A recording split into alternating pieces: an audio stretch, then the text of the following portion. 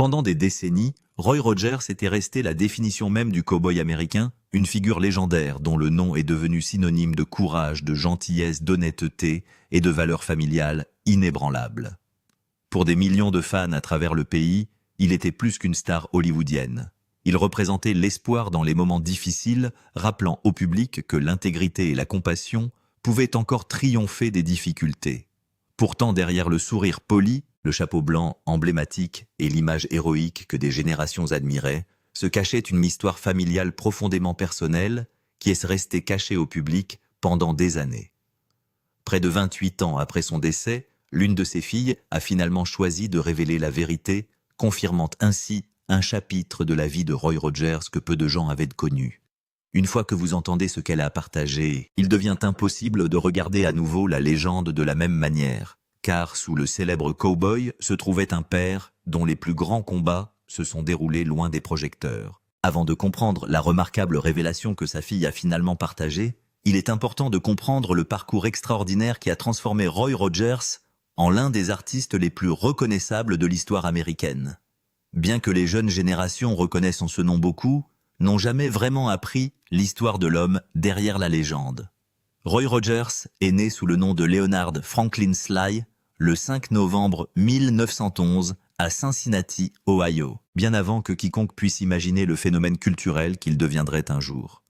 Son enfance n'a pas été marquée par des privilèges ou des relations avec des célébrités, mais par une vie rurale modeste où le travail acharné n'était pas simplement encouragé, mais nécessaire à la survie.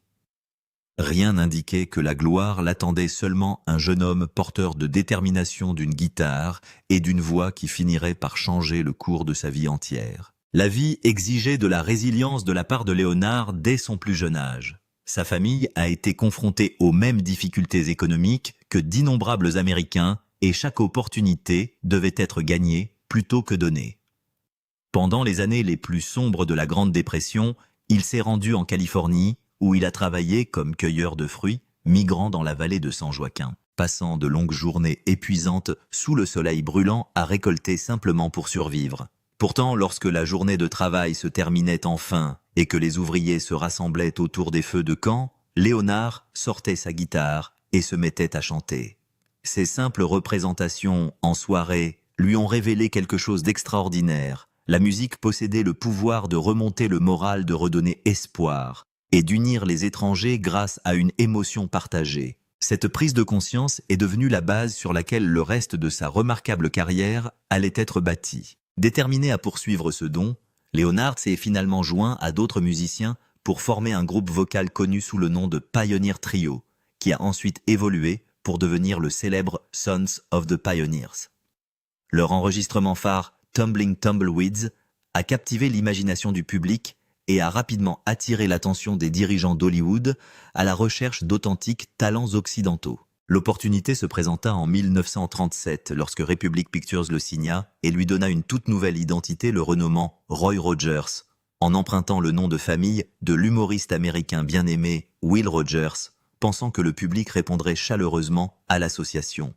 Il n'aurait jamais pu prédire à quel point cette décision serait couronnée de succès, car Roy Rogers est rapidement devenu quelque chose de bien plus grand qu'un autre acteur de cinéma. Il devient un symbole national dont l'influence s'étend bien au-delà des écrans de cinéma. À partir de 1943, Roy Rogers dominait le genre western, avec un niveau de popularité rarement atteint dans l'histoire du divertissement. Pendant 12 années consécutives, le Motion Picture Herald l'a reconnu comme la star occidentale numéro 1 au box-office, un accomplissement qui reflète non seulement son talent, mais aussi le lien extraordinaire qu'il partage avec le public. Les familles lui faisaient confiance, les enfants l'admiraient et les adultes le considéraient comme un rappel réconfortant que la bonté comptait toujours. Ses films ont atteint environ 80 millions de spectateurs chaque année tout au long des années 1940, un chiffre étonnant qui a fait de lui l'une des plus grandes stars que l'Amérique ait jamais produites. Roy Rogers ne jouait plus simplement au cow-boy. Il était devenu le cow-boy qui, selon des millions de personnes, représentait les meilleures qualités de l'esprit américain. Ses compagnons inoubliables sont devenus des légendes à part entière. Trigger, son magnifique cheval doré, était tout aussi célèbre que son cavalier, tandis que Bullet, le fidèle berger allemand, et Nellie Bell, la Jeep excentrique qui accompagnait de nombreuses aventures, sont devenus des membres chéris de l'univers de Roy Rogers. Ensemble, ils ont créé un monde entier dans lequel les enfants s'évadaient et avec impatience semaine après semaine, s'imaginant chevaucher à travers des paysages ouverts où la justice prévalait toujours. Il ne s'agissait jamais de simples personnages secondaires ou d'accessoires intelligents. Ils faisaient une partie d'une histoire plus vaste, construite autour de la loyauté de l'amitié et de l'optimisme des valeurs, qui résonnait profondément dans les familles de tout le pays. Pour des millions de jeunes téléspectateurs, les aventures de Roy sont devenues de précieux souvenirs qui ont duré jusqu'à l'âge adulte. Ces réalisations ne cessent de croître au cours des décennies suivantes. Roy Rogers reste le seul individu intronisé 2 fois au Country Music Hall of Fame, d'abord en 1980 en tant que membre des Sons of the Pioneers, et de nouveau en 1988 pour son extraordinaire carrière solo. Sa série télévisée The Roy Rogers Show a été diffusée de 1951 à 1957, introduisant ses aventures directement dans les salons américains tout en élargissant son influence déjà énorme. Le thème de clôture du spectacle Happy Trails, écrit par son épouse bien-aimée Dale Evans, est devenu l'une des chansons les plus reconnaissables de la culture populaire américaine, apparaissant même lors de la cérémonie de clôture des Jeux olympiques d'hiver de 2002. Ces étapes ont assuré sa place dans l'histoire du divertissement, mais elles n'ont révélé qu'une partie de l'homme que le public croyait connaître. Le public adorait Roy Rogers parce qu'il apparaissait authentique, accessible et moralement fondé, des qualités qui semblaient de plus en plus rares parmi les grandes célébrités. Pourtant, l'image raffinée présentée devant les caméras cachait des charges émotionnelles dont peu de personnes extérieures soupçonnaient l'existence. Derrière chaque apparition publique se tenait un mari, un père et un homme qui portaient des responsabilités et des chagrins qui n'ont jamais fait la une des journaux. Tandis que les fans célébraient le héros cow-boy qui semblait toujours avoir la réponse parfaite, le soldat Roy Rogers était aux prises avec des défis qu'aucun scénario ne pouvait résoudre. La vérité la plus profonde sur sa vie restera cachée pendant des décennies, façonnant discrètement la personne qu'il est devenu, tandis que le monde continue de ne voir que la légende. Aucun récit de Roy Rogers ne peut être complet sans comprendre la femme extraordinaire qui s'est tenue à ses côtés tout au long de son remarquable voyage. Dale Evans n'était pas simplement sa femme ou sa costard, elle est devenue sa partenaire la plus proche, son égale créative et son point d'ancrage émotionnel pendant le triomphe et la tragédie. Ensemble, ils ont formé l'un des partenariats les plus durables de l'histoire du divertissement, construisant une relation qui a captivé le public parce qu'elle semblait authentique plutôt que fabriquée. Leur alchimie s'est étendue bien au-delà des plateaux de tournage, créant un lien ancré dans des valeurs partagées, un respect mutuel et une foi inébranlable qui les a menés à travers des défis auxquels peu de couples auraient pu survivre. Dale Evans elle-même possédait une histoire tout aussi fascinante bien avant de rencontrer Roy Rogers. Née Frances Octavia Smith le 30 et en octobre 1912 à Uvalde, au Texas, sa jeunesse a été marquée par des choix difficiles et des sacrifices douloureux qui contrastaient fortement avec l'image publique glamour qu'elle projetait plus tard. Elle s'est mariée très jeune et est devenue mère d'un fils nommé Tom. Pourtant, au cours des premières années de sa carrière dans le divertissement, elle a caché son existence de peur que les dirigeants d'Hollywood considèrent de la maternité comme préjudiciable à son attrait de jeune actrice. C'était un secret qui pesait lourdement sur sa conscience pendant des années, lui rappelant que le succès s'accompagnait souvent de coups profondément personnels. Ses premières expériences ont façonné sa compassion et sa résilience bien avant que le public ne la connaisse comme la reine de l'Occident. Roy et Dale ont travaillé ensemble pour la première fois lors du tournage de Le Cowboy et la Senorita en 1944, et dès le début, leur lien était indubitable. Leur alchimie s'est étendue au-delà de la romance pour devenir un partenariat professionnel rare où chacun a naturellement renforcé les talents de l'autre. Roy apportait chaleur, stabilité et héroïsme discret, tandis que Dale apportait son esprit, son intelligence, ses capacités musicales et sa profondeur émotionnelle qui complétaient parfaitement son style. Ensemble, ils sont devenus bien plus puissants que ce qu'ils auraient pu réaliser seuls, créant un partenariat durable que le public a immédiatement adopté. Leur relation est apparue sans effort à l'écran, car elle reflétait la véritable affection et l'admiration qu'ils partageaient dans la vraie vie. Leur histoire d'amour a cependant surgi au cours d'une période de profond chagrin. Roy avait déjà épousé Arlene Wilkins en 1936, mais la tragédie survint lorsqu'elle mourut en 1946, peu après avoir donné naissance à leur fils Roy Jr., affectueusement surnommé Dusty. La perte dévastatrice a laissé Roy brisé émotionnellement, l'obligeant à traverser un chagrin inimaginable tout en s'occupant d'un nouveau-né. Moins d'un an plus tard, il épousa Dale Evans le soir du Nouvel An 1947. Une décision qui, selon certains observateurs, était arrivée trop rapidement. Pourtant, l'histoire a prouvé le contraire, puisque leur mariage a duré plus d'un demi-siècle jusqu'à la mort de Roy en 1998, devenant ainsi l'une des relations les plus durables et les plus admirées d'Hollywood. Rester dévoués les uns aux autres pendant plus de 50 ans était un accomplissement extraordinaire dans une industrie où les mariages durables semblaient souvent presque impossibles.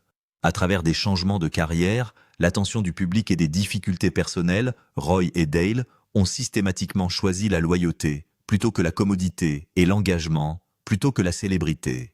Leur foi chrétienne commune est devenue le fondement qui a guidé tous les aspects de leur vie, influençant à la fois leurs décisions personnelles et leurs apparitions publiques.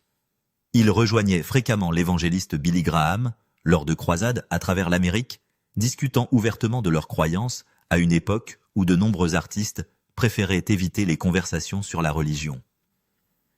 Leur foi serait bientôt confrontée à des épreuves inimaginables, remettant en question tout ce qu'ils croyaient en matière d'espoir, d'amour et de résilience. Malgré une énorme réussite professionnelle, le bonheur personnel s'avérerait bien plus difficile à préserver.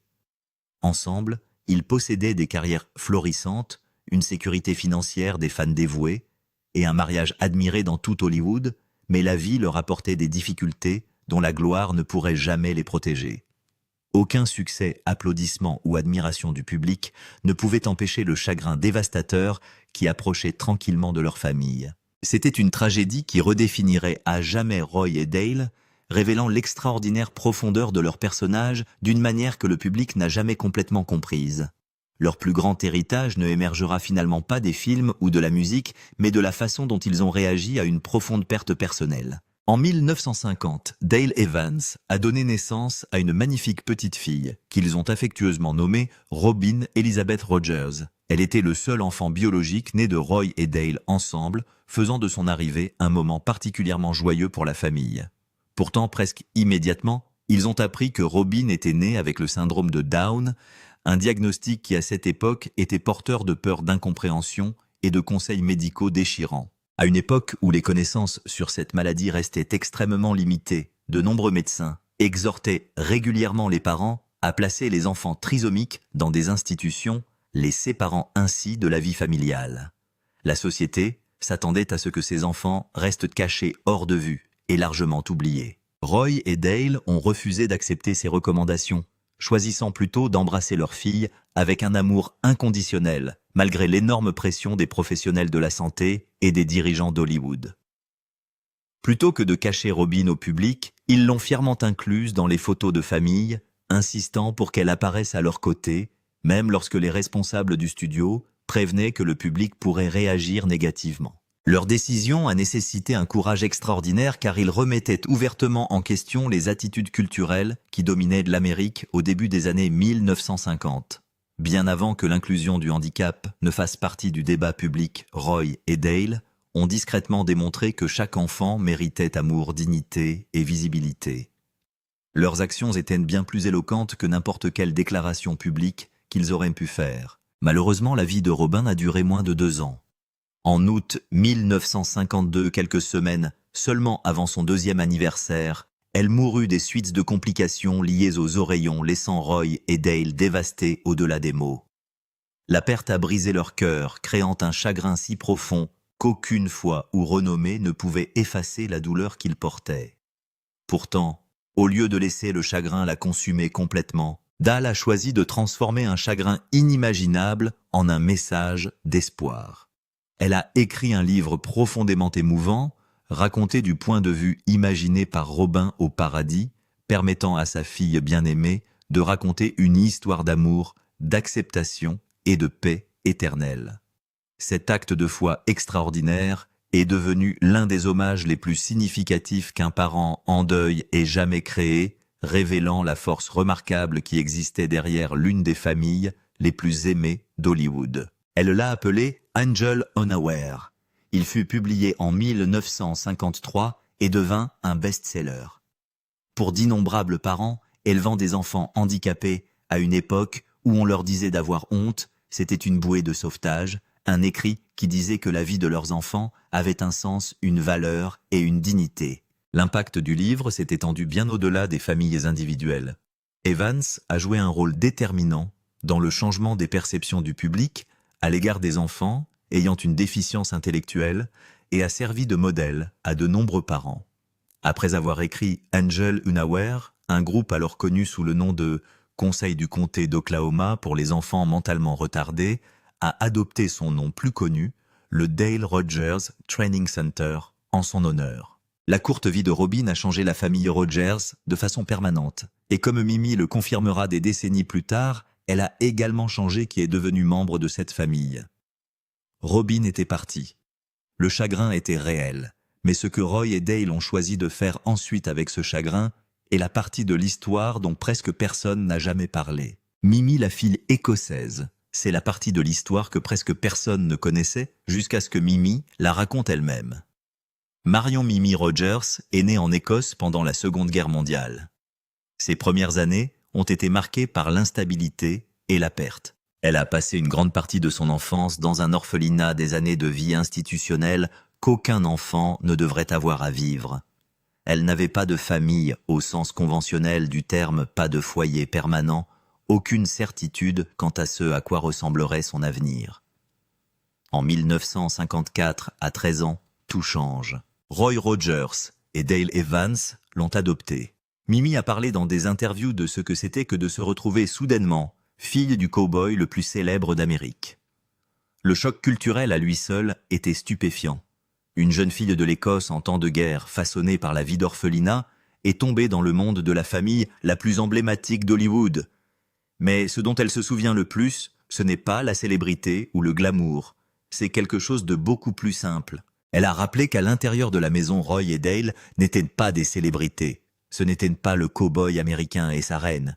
Ils n'étaient que papa et maman. La chaleur était réelle, la famille était réelle. Et Mimi, qui avait passé des années sans rien de tout cela, a reconnu sa valeur d'une manière que peut-être seul quelqu'un qui s'en était passé pouvait le faire. Mais Mimi a également confirmé quelque chose qui explique pourquoi cette histoire est si importante. Elle croit, et l'a dit directement, que la raison pour laquelle Roy et Dale sont venus l'adopter était liée à Robin. Que la perte de leur fille biologique a créé un espace dans leur famille et dans leur cœur qu'ils ont choisi de combler, en ouvrant leur foyer à des enfants qui n'avaient pas de famille à eux. Elle a dit qu'elle devait probablement sa place en Amérique toute sa vie à Robin, à une petite fille qui a vécu moins de 2 ans et qui n'a jamais su l'ondulation que son existence enverrait à travers un océan et dans un orphelinat écossais. C'est quelque chose d'extraordinaire. Robin n'a jamais grandi. Robin n'a jamais rencontré Mimi. Mais la vie et la mort de Robin sont la raison pour laquelle la vie de Mimi a pris cette forme. Roy et Dale ne se sont pas arrêtés avec Mimi. Ensemble, ils ont ouvert leur foyer à plusieurs autres enfants, dont Dodie, un bébé amérindien adopté à l'âge de 7 mois, ainsi que Sandy et Debbie. Roy était déjà père d'enfants, issu de son précédent mariage, et a ensuite accueilli Robin avec Dale, créant ainsi une grande famille qui comprenait finalement 9 enfants. La maison Rogers est devenue quelque chose de remarquable. Une famille recomposée et multiraciale à une époque où de telles choses étaient vraiment inhabituelles, construites par 2 personnes qui, même après avoir vécu une profonde perte, ont continué à faire de la place dans leur vie pour des enfants qui avaient besoin d'amour, de stabilité et d'un foyer. Mimi avait enfin retrouvé sa famille. Mais la maison Rogers, malgré tout l'amour qu'elle porte, n'a pas fini d'être mise à l'épreuve par la tragédie. Même pas proche, encore une tragédie. Une famille qui ne cessait de perdre. Si la mort de Robin a été la blessure qui a remodelé la famille Rogers, ce n'est malheureusement pas la blessure qu'elle aura à supporter. La famille que Roy et Dale ont bâtie avec tant d'amour et d'intentionnalité serait à nouveau frappée par une tragédie. Et encore, leur fille adoptive Debbie, 12 ans, a été tuée dans un accident de bus en 1964. Et leur fils adoptif Sandy, Dix, 8 ans, est décédé l'année suivante après une beuverie alors qu'il servait dans l'armée en Allemagne. 2 enfants, 2 années de suite. Debbie avait 12 ans lorsqu'un bus religieux dans lequel elle se trouvait a été impliqué dans un accident. Elle n'a pas survécu. Sandy avait 18 ans, servait dans l'armée en Allemagne et est décédé après une nuit de forte consommation d'alcool. Il était à peine adulte. Perdre un enfant est quelque chose que la plupart des gens ne peuvent pas imaginer. En perdre 3, Robin, Debbie, Sandy, au cours de votre vie, tout en élevant une famille nombreuse, en maintenant une carrière publique et en continuant à présenter une image de chaleur et d'espoir aux millions de fans qui vous admiraient, c'est un poids qui défie toute description. Et pourtant, Roy et Dale ont continué. Ils ne se sont pas effondrés publiquement. Ils ne se sont pas repliés sur l'amertume. Leur foi chrétienne, de toute évidence, était ce qui les maintenait ensemble. Et ils ont été ouverts à ce sujet, parlant lors de croisades et lors d'entretiens, de la façon dont leur croyance les a menés à travers des choses qui auraient brisé d'autres personnes. Cela a également façonné la manière dont ils racontaient leur histoire. Dale a continué à écrire. Elle a écrit sur Robin, sur Debbie, sur Sandy. Elle a transformé son chagrin privé en témoignage public.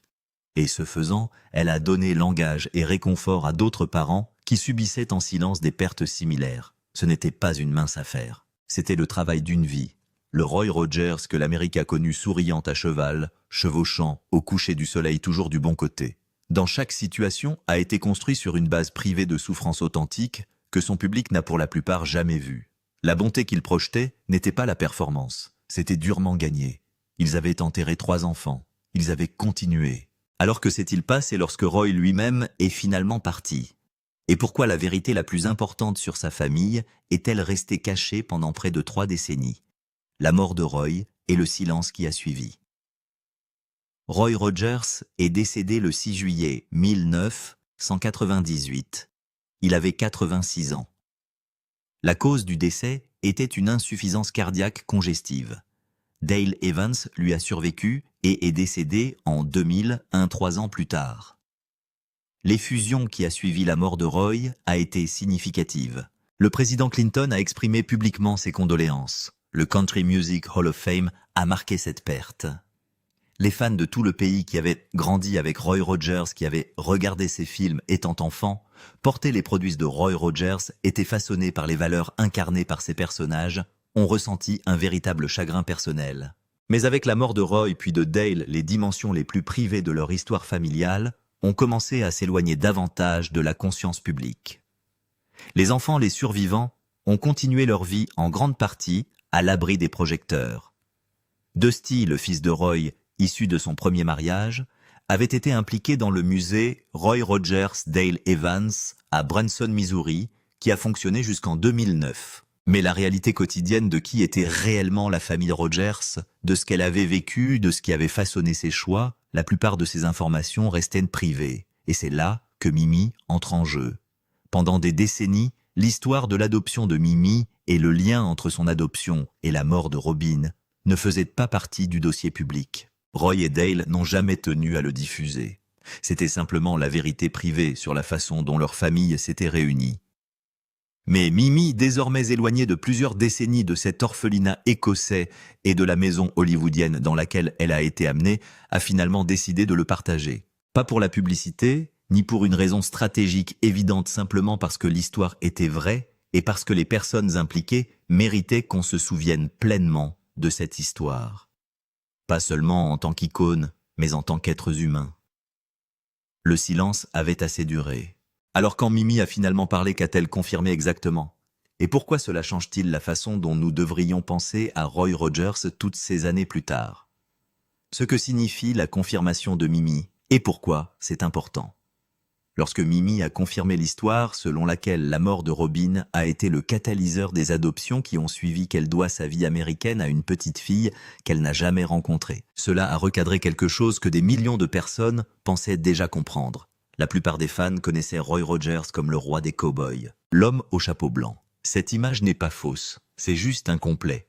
Le tableau plus complet est celui d'un homme et d'une femme qui ont répondu à la souffrance privée en élargissant leur capacité d'aimer plutôt que de la contracter.